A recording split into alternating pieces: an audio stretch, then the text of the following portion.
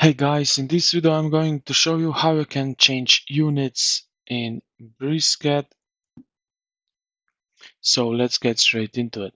Now what you need to do, head over to the settings right here on the left, click on the icon and then settings right over here, select it, and then under the dimension, so where it is, drawing,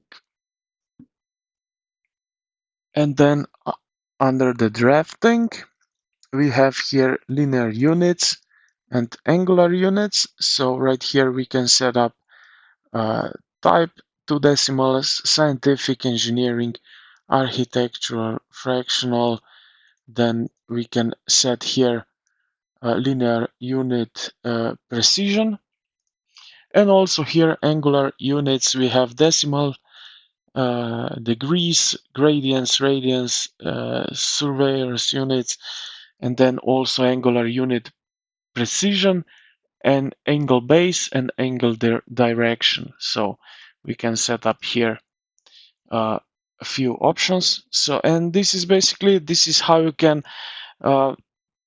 change units globally behavior in your BricsCAD project.